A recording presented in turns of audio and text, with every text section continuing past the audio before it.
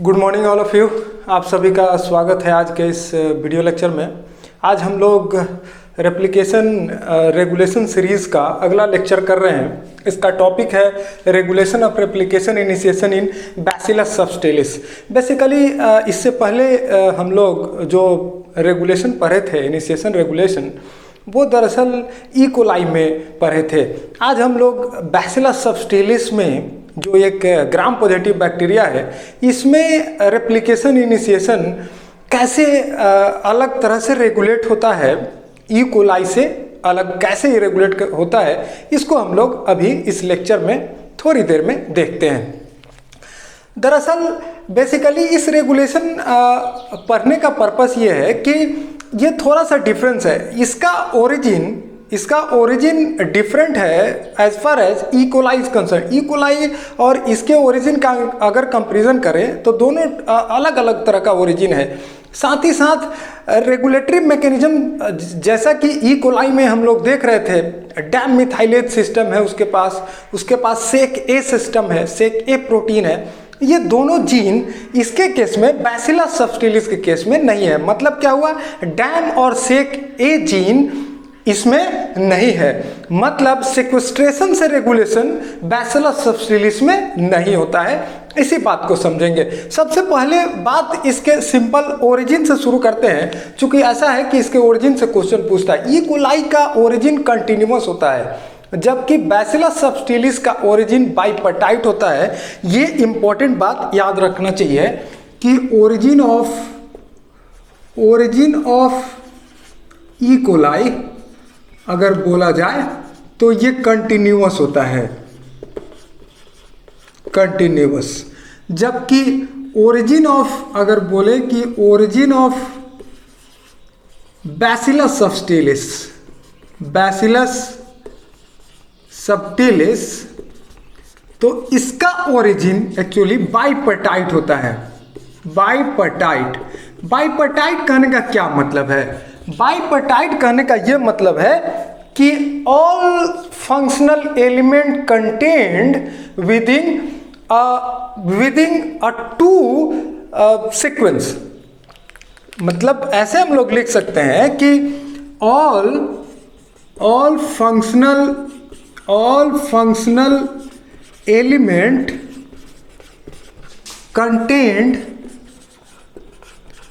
contained within two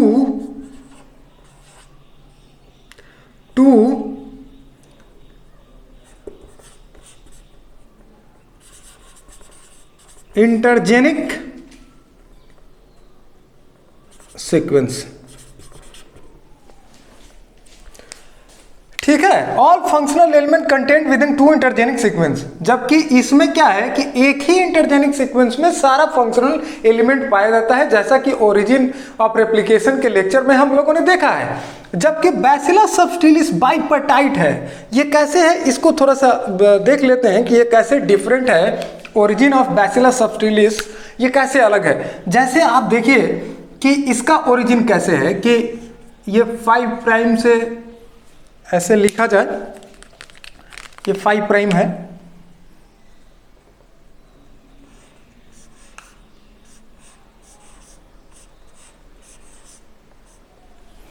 ठीक है। ये दरअसल क्या है, ये 16 मर है, ठीक है, 16 मर है। इसके आगे बढ़ते हैं। यहाँ पे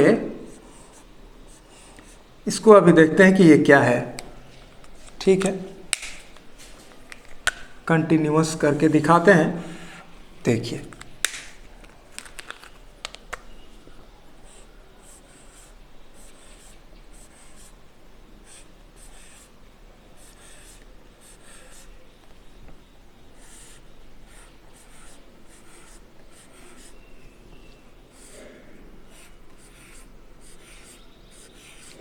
ये है, एक और दिखा देते हैं। ये देखिए, इसके ऊपर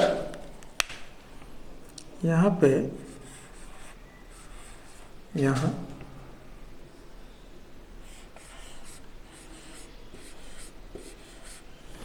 देखिए, ये दरअसल ये रीजन 16 मर का है, और ये जो ऊपर में ये रेड कलर में दिख रहा है, ये देखिए ए बॉक्स है, ये सपोज 0A बॉक्स, ठीक है। ये रेड कलर में ये सारे, ये भी यही है, ये सेम बॉक्स है, ये भी रेड वाला सेम बॉक्स है। अभी बताते हैं कि ये प्रोटीन क्या करता है। ये बॉक्स है, ये देखिए ये ब्लैक वाला जो है, ये ब्लैक से जो लिखा हुआ है, ब्लैक से जो बॉक्स बनाया हुआ है, ये बेसिकली DNA बॉक्स है। ये सारा का सारा DNA है, ये भी DNA बॉक्स है, ये भी DNA बॉक्स है।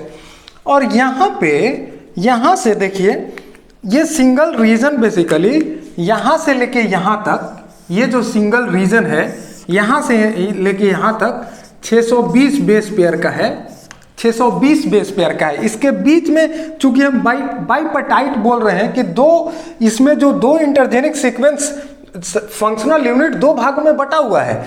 जैसे यहाँ से देखिए, एक भाग देखिए यहाँ से अलग होता है, ये एक्चुअली DNA A जीन है, इसके आगे DUA है, ठीक है। अब DNA A जीन का अगर बेस पेयर आपको बताएं तो 1341 बेस पेयर का ये है, और ये DU रीजन जो है 189 बेस पेयर का है। यही टोटल रीजन है। ये क्या है? ओरिजिन ऑफ, ये जो हम लोग अभी देख रहे हैं, ये है ओरिजिन ऑफ बैसिलस सबटिलिस। इससे क्वेश्चन अगर आएगा कि बैसिलस सबटिलिस में कैसा ओरिजिन होता है, तो बाइपेप्टाइड होता है, ठीक है, बाइपेप्टाइड ओरिजिन है, जबकि origin of E coli continuous है। ये डिफरेंस पता होना था आपको, इसीलिए इसमें ये देखिए, ये जो बॉक्स है, ये बॉक्स, ये एक्चुअली एक प्रोटीन के नाम पे ये इस बॉक्स का नाम है। जैसे इस प्रोटीन का नाम है, इस प्रोटीन को अगर हम बोले कि इस प्रोटीन का क्या नाम है, तो ये इसको बोलते हैं zero stage sporulation protein A, ठीक है, zero stage sporulation protein A, इसी के नाम पे ये देखिए SPO मतलब स्पोरुलेशन, और जीरो है ये, और जीरो एक्चुअली स्पोरुलेशन स्टेज, अलग अलग तरह का स्पोरुलेशन स्पोर फॉर्मिंग स्टेज है, जीरो स्टेज ऐसे लिखते हैं, सपोज 0A। इसलिए इस बॉक्स से वो प्रोटीन आके बाइंड करता है, इसलिए इस बॉक्स का ये नेम है। और ये DNA A बॉक्स, इससे पहले आप डिटेल में पढ़ें। तो ये देखिए रीजन में बटा हुआ है, दो रीजन में, एक रीजन ये है और इसके बाद एक रीजन है। इसीलिए इस तरह के ओरिजिन को हम लोग बाइपेप्टाइड बोलते हैं। ये बहुत ही इंपॉर्टेंट है, ये क्वेश्चन इसके ओरिजिन से पूछता है। अगला हम लोग रेगुलेशन पे बात करेंगे कि कैसे अलग तरह से रेगुलेट होता है। इससे पहले हम बात कर रहे थे कि ई कोलाई में जो डैम मिथाइलेट सिस्टम है, सिक्वेस्ट्रेशन का मेथड है, ये दरअसल बैसिलस सबटिलिस में नहीं पाया जाता है। इसीलिए इसका रेगुलेशन दरअसल ये अलग तरह से रेगुलेट होता है। इसीलिए हम लोग आज लेक्चर भी एक अलग से कर रहे हैं, क्योंकि अलग इसका रेगुलेशन डिफरेंट तरह का है। जैसे देखिए, एक हेडिंग लिखते हैं, पहला रेगुलेशन हम लोग पढ़ रहे हैं, regulation bye A and sir A protein. देखिए रेप्लिकेशन इनिशिएशन बैसिलस सबटिलिस में इस प्रोटीन और इस प्रोटीन से कैसे रेगुलेट होगा, इसको अभी हम लोग देखते हैं। जैसे सपो 0A का मतलब अभी थोड़ी देर पहले आपको बता रहे थे, इसका मतलब हुआ zero stage sporulation protein A है। इसका यह मतलब हुआ, सर का मतलब क्या होता है, यह भी एक प्रोटीन है। Sporulation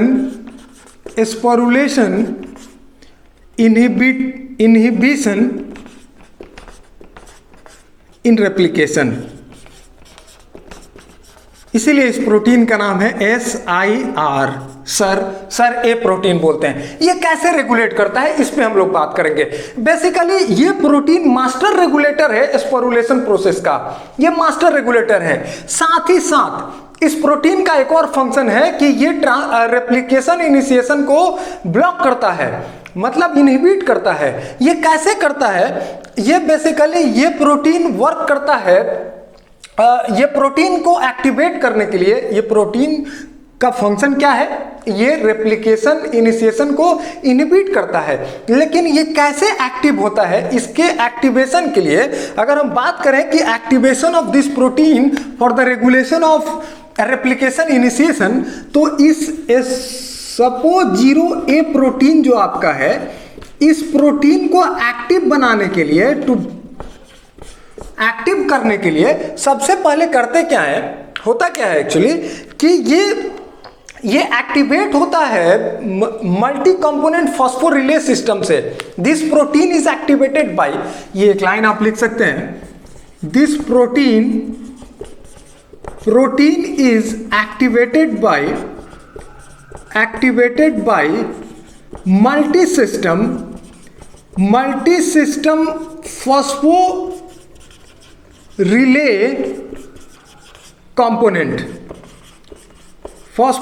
components. तो सबसे पहला इस फॉस्फोरिले कंपोनेंट का जो प्रोटीन है, जो फॉस्फोरिलेट करने में मदद करता है, वो एक तरह का हिस्टिडीन काइनेज है। जैसे एक सबसे पहला इसके एक्टिवेशन के लिए सबसे पहला जो प्रोटीन इन्वॉल्व होता है वो है kin-1। क्या है ये? kin-1। ये kin-1 क्या है? ये हिस्टिडीन काइनेज है,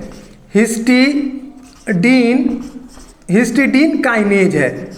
ये हिस्टिडीन काइनेज के पास कैपेसिटी ये है कि ये ऑटो फॉस्फोरिलेट होता है। ऑटो फॉस्फोरिलेट मतलब ये kin A खुद को फॉस्फोरिलेट कर लेगा।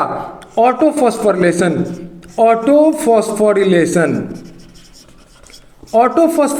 होगा। ऑटो फॉस्फोरिलेशन होने का क्या मतलब हुआ कि यहाँ पे जो हमारा ये जो प्रोटीन है kin A, ये kin A protein actually phosphorylate कर जाएगा। ये फॉस्फोरिलेट कर गया। साथ ही साथ चूंकि ये मल्टी फॉस्फोरिले कंपोनेंट की तरह, रिले सिस्टम की तरह काम करता है, मतलब एक प्रोटीन फॉस्फेट एक को देगा, अगला प्रोटीन अगले को देगा, ऐसे जाके टारगेट प्रोटीन तक पहुंचता है। ये देखिए kin A प्रोटीन क्या करेगा कि ये फॉस्फोरिलेट जैसे हो गया, चूंकि हिस्टिडीन काइनेज है, ऑटो फॉस्फोरिलेशन हुआ। ऑटो फॉस्फोरिलेशन के बाद एक और प्रोटीन को ये फॉस्फोर ट्रांसफर करता है। उस प्रोटीन का नाम है, देखिए 0F, इसको फॉस्फोरिलेट किया। kin A अगला किसको फॉस्फोरिलेट किया? SAPO0F, ये प्रोटीन फॉस्फोरिलेट हुआ। इसके बाद ये क्या करेगा कि फॉस्फेट ट्रांसफर किसको करेगा? ये फिर से फॉस्फेट ट्रांसफर करेगा SAPO0B को। देखिए ये फॉस्फोरिलेट हो गया। इसके बाद अल्टीमेटली इसके फॉस्फोरिलेशन के बाद हमारा SAPO0A फॉस्फोरिलेट हो गया, जो हमारा टारगेट प्रोटीन है। ये फॉस्फोरिलेट हो गया। अब इसके फॉस्फोरिलेशन से ये एक्टिव हो गया। ये तो एक्टिवेशन का साइकिल था। इसके एक्टिवेशन के बाद, फॉस्फोरिलेशन के बाद ये एक्टिव होता है। ये जैसे एक्टिवेट हो गया तो ये क्या करेगा कि ये फॉस्फोरिलेटेड फॉर्म, याद रखना होगा कि ये फॉस्फोरिलेटेड फॉर्म ओरिजिन पे बाइंड करेगा। It will bind to origin, और ओरिजिन से बाइंड करने के बाद क्या करेगा? ये क्या करेगा कि इनहिबिट करेगा, inhibit opening of duplex DNA helix को खुलने नहीं देगा। ठीक है, ये एक काम है इसका कि जैसे ये फॉस्फोरिलेट हो गया तो ओरिजिन पे बाइंड करेगा, ओरिजिन पे बाइंड करने के बाद क्या होगा कि जहाँ से डबल स्ट्रैंडेड जो हमारा डीएनए है उसका हेलिक्स खुलना पड़ेगा। रेप्लिकेशन फॉर्क बनने से पहले हेलिक्स को ओपन होना होता है, तो उस ओपनिंग को ही ब्लॉक कर देता है ये। इस तरह से ये रेगुलेट करता है रेप्लिकेशन इनिशिएशन को। साथ ही साथ इसी से कंटिन्यू करते हुए एक और बात इसी से रिलेटेड बताएं कि जैसे हमारा ये OA फॉस्फोरिलेटेड फॉर्म है, ये क्या करता है कि सर ए प्रोटीन को एक्टिवेट करता है। ये जो सर ए प्रोटीन है, sporulation inhibition in replication, sir A protein activate करता है ये। अब ये सर ए प्रोटीन क्या करता है कि जैसे ये एक्टिवेट कर गया, तो जैसा कि हम लोग जानते हैं कि एक इनिशिएटर प्रोटीन होता है DNA A protein. Initiator protein है डीएनए ए प्रोटीन। इस डीएनए ए प्रोटीन में चार डोमेन होता है। ये बेसिकली हम लोग शुरू के लेक्चर में ही पढ़ लिए हैं। ओरिजिन अगर आपको याद हो, ई कोलाई का ओरिजिन में ही हम लोग पढ़े। ये डोमेन 1 होता है, डोमेन 1। ये देखिए डोमेन 1, ये डोमेन 1 है, इसके पास डोमेन 1 है। ये डोमेन 1 दरअसल इसी डोमेन 1 के साथ ये सर ए प्रोटीन आके बाइंड कर गया। सर ए प्रोटीन इस डोमेन 1 के साथ बाइंड कर गया। ये सर ए प्रोटीन, और इसके बाइंडिंग से क्या होगा कि ये दरअसल ब्लॉक कर देगा। ये जैसे डोमेन 1 के साथ बाइंड करेगा, ये ब्लॉक कर देगा डीएनए ए प्रोटीन को ओरिजिन से बाइंड करने में। ठीक है, ये ओरिजिन से बाइंड नहीं होने देगा। आपको पता है ओरिजिन से कोई भी प्रोटीन जो रेप्लिकेशन इनिशिएशन में पार्टिसिपेट करने वाले प्रोटीन है, अगर ओरिजिन से बाइंड नहीं करेंगे तो रेप्लिकेशन इनिशिएशन ब्लॉक हो जाएगा। इस तरह से ये spo zero A and sir A protein regulate करता है replication initiation in Bacillus subtilis. अगला एक और देखते हैं हम लोग, रेगुलेशन बाय एक और प्रोटीन है सॉज प्रोटीन। ये एटीपेज प्रोटीन है।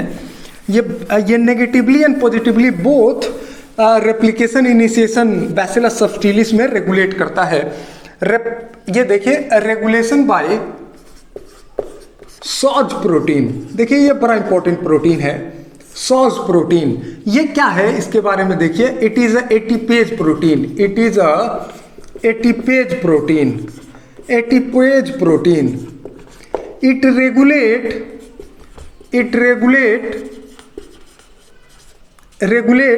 replication initiation in both way,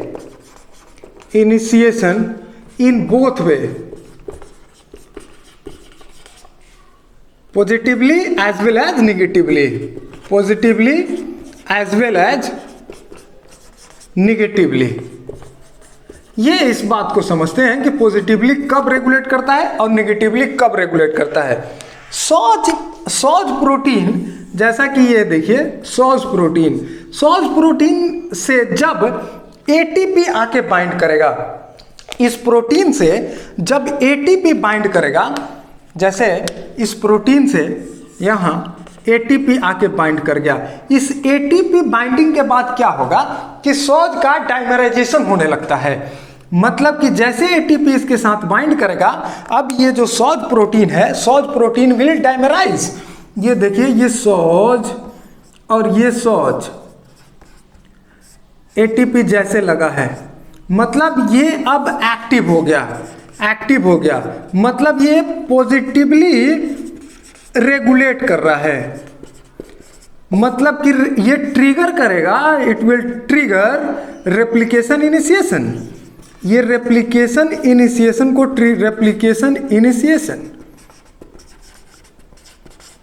मतलब इनिशिएट लिख देते हैं, initiate, it will initiate replication. जैसे कि सॉज के साथ एटीपी बाइंड करेगा, तो सॉज डाइमराइज कर जाएगा। लेकिन निगेटिवली कैसे रेगुलेट करता है, क्या होगा कि सॉज के साथ अगर एडीपी बाइंड कर जाएगा तो क्या होगा कि ये ब्लॉक कर देगा, ये ब्लॉक कर देगा, ब्लॉक डाइमराइजेशन, डाइमराइजेशन। और ये डाइमराइजेशन नहीं होने से क्या होगा, ये सॉज प्रोटीन इनएक्टिव हो गया, मतलब कि इनिशिएशन को ब्लॉक कर दिया। Initiation will block, initiation will block. और देखिए सॉज प्रोटीन को रेगुलेट करने वाला एक और प्रोटीन है। सॉज प्रोटीन कब एटीपी के साथ बाइंड करेगा, कब एडीपी के साथ बाइंड करेगा, इसको रेगुलेट करने के लिए एक और प्रोटीन है जिसको बोलते हैं सपो0जे। ये देखिए इस प्रोटीन को याद रखिएगा, सपो0जे प्रोटीन। ये दरअसल किसको रेगुलेट करता है, सॉज प्रोटीन रेगुलेटर है। सपो0जे इज ए सॉज रेगुलेटर, मतलब कि जब एक्टिव से इनएक्टिव करना होगा, जैसे सॉज एटीपी के साथ है, तो ये प्रोटीन दरअसल इसको हाइड्रोलाइज करके एडीपी सॉज का मोनोमर कन्वर्जन में ये मदद करता है। ये सॉज एडीपी में कन्वर्ट हो जाएगा, इसीलिए ये रेगुलेटर है। सपो0जे इज रेगुलेटर ऑफ सॉज प्रोटीन, इस बात को याद रखना पड़ेगा। तो ये दो रेगुलेशन का मैकेनिज्म अभी हम लोग देखे। तीसरा एक और इम्पॉर्टेंट है जो देखते हैं, ये regulation by Yab A protein. एक और प्रोटीन होता है जो बैसिलस सबटिलिस में रेप्लिकेशन इनिशिएशन को रेगुलेट करता है। Regulation by Yab A protein.